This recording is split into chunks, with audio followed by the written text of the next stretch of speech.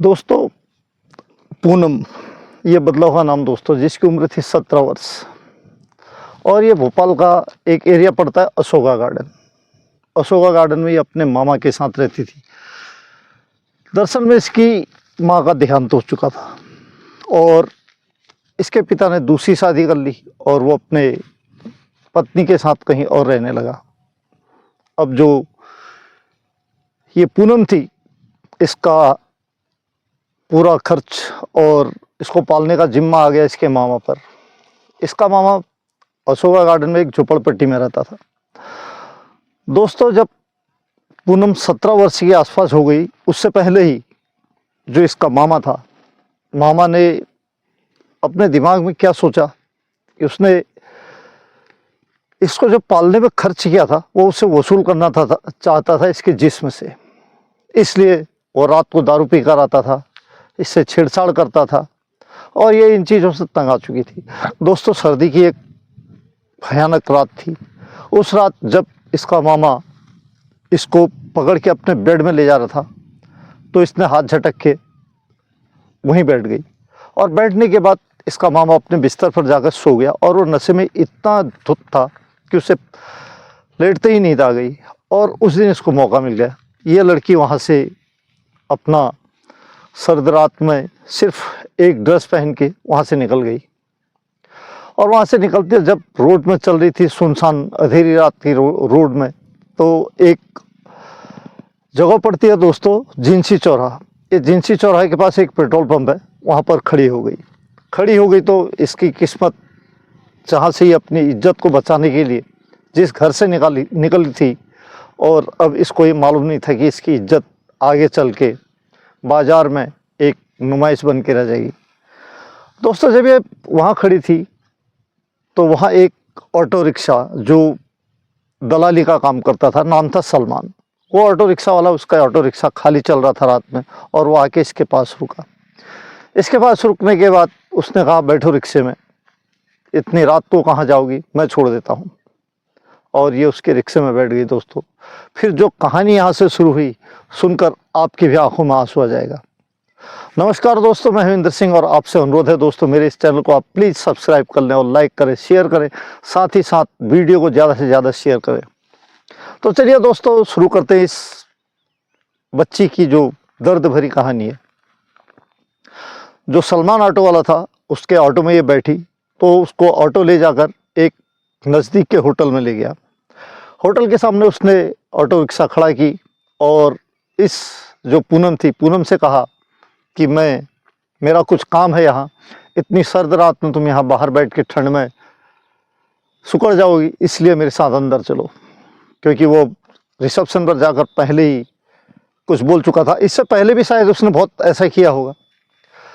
तो ये लड़की मासूम थी और इसको कोई सहारा ही नहीं था, ये इसके साथ अंदर चली गई। अंदर जाने के बाद दोस्तों, जो सलमान था वो इसको एक रूम में ले गया और उस रूम में ले जाकर सलमान ने पूरी रात इसके साथ बहस दरिंदगी की।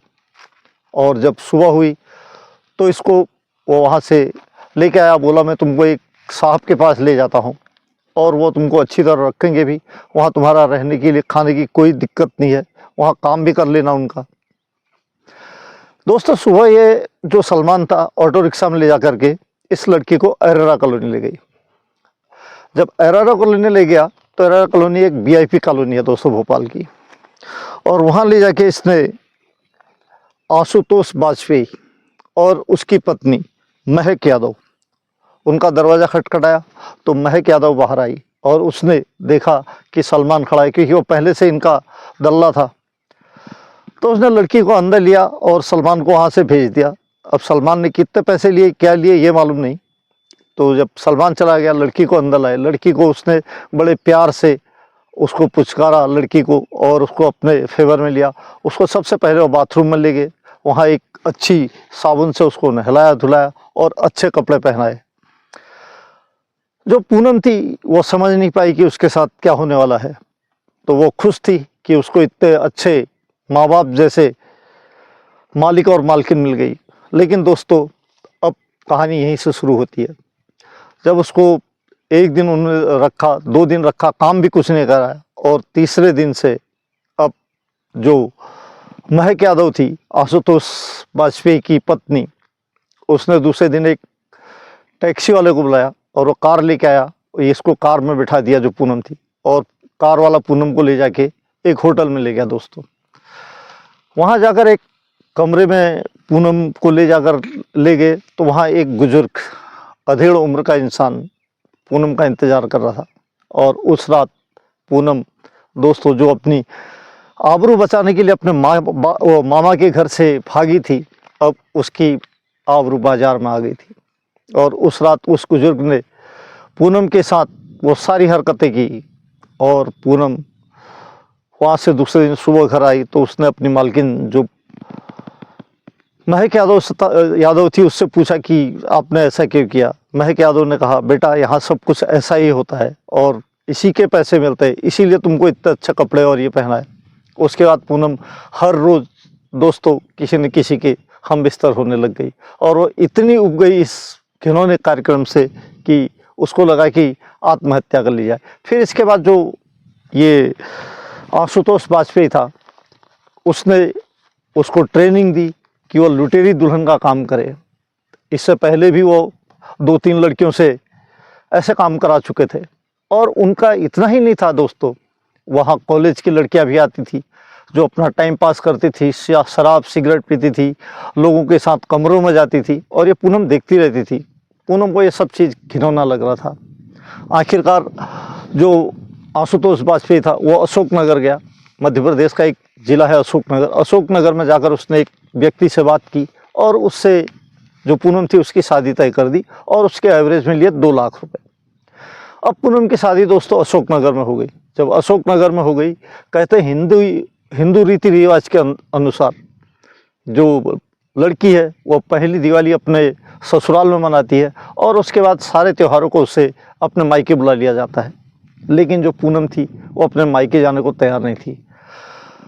जो आशुतोष वाजपेयी था वो मकर संक्रांति को भी लेने गया था, लेकिन पूनम ने मना कर दिया, उसको बैरिंग भेज दिया। ऐसे ऐसे 4 बार हो गया। जब 4 बार हो गया तो 5वीं बार जो पूनम की सास थी दोस्तों, उसने उससे पूछा कि तू अपने मायके जाने के लिए क्यों इतना वो करती हो। 4 बार समधी जी आ गए, लेकिन पूनम ने उस दिन अपनी सास से कहा कि माँ जी, अगर आपको मुझे नहीं रखना है तो कोई बात नहीं, लेकिन मेरा गला घोट के मार दीजिए, मैं भोपाल नहीं जाऊंगी। यह सुनकर जो पूनम की सास थी वो भी अचरज में पड़ गई। लेकिन उसने ये बात जब शाम को पूनम का पति घर आया उसको बताई। पूनम के पति ने शाम को सब लोग जब खाना वाना खा के अपने कमरों में चले गए तो पूनम भी अपने पति के साथ अपने कमरे में गई। तो वहाँ जो पूनम का पति था उसने पूनम से कहा कि तुम अपने मायके क्यों नहीं जाना चाहती हो।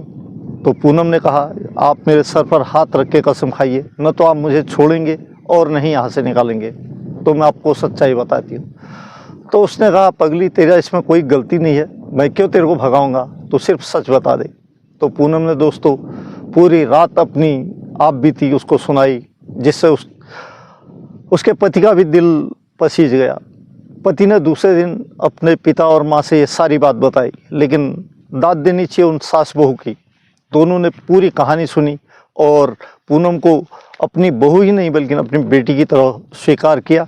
और दूसरे दिन जो पूनम के ससुर थे वो और उनका बेटा यानी कि पूनम का पति पूनम को लेके सीधे भोपाल पहुँचे।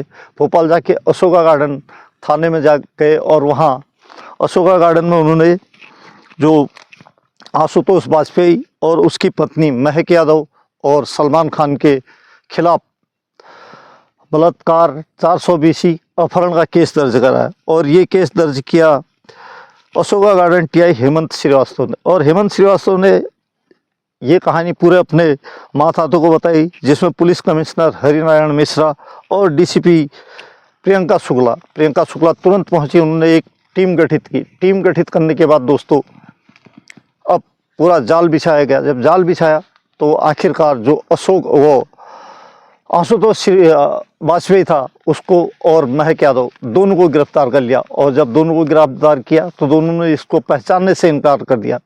क्योंकि इन दोनों को पहले भी ऐसे ही केसों में गिरफ्तार किया था। फिर सलमान को भी गिरफ्तार कर लिया और ऐसे ही जो इनके साथ 4 दल्ले थे, इनके लिए दलाली का काम करते थे, उनको भी गिरफ्तार किया। जब इनसे सख्ती से पूछताछ की गई तो दोस्तों इन लोगों ने अपना जुर्म कबूल कर लिया और पुलिस ने इन्हें कोर्ट में पेश किया। कोर्ट ने इन सभी को धारा 376, 420 अपहरण की धारा लगाकर इन्हें जेल भेज दिया। दोस्तों फिलहाल ये लोग जेल में हैं और ये थी आज पूनम की कहानी। आप लोगों को कैसी लगी आप कमेंट बॉक्स में कमेंट कीजिए। और हाँ, मिलता हूँ ऐसी किसी सत्य घटना के साथ, तब तक जय हिंद, वंदे मातरम।